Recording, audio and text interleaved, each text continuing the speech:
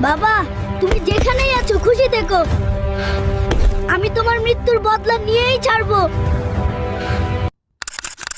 বাবা, এখন তোমার মৃত্যুর বদলা নেওয়ার জন্য আমি প্রস্তুত। এবার আমি থানোসকে ছাড়বো না। মা, তুমি দোয়া করো আজকে যেন বাবার হত্যার প্রতিশোধ নিতে পারি। আজকে থানুজের সাথে আমার ফাইট। তাড়াতাড়ি গাড়ি চালাও। তুই আমার বাবাকে মেরেছিলিস, আজ তোকে আমি ছাড়বো না। দেখা যাক তুই কি করতে পারিস। তুইও তো তোর বাপের মতোই মরবি।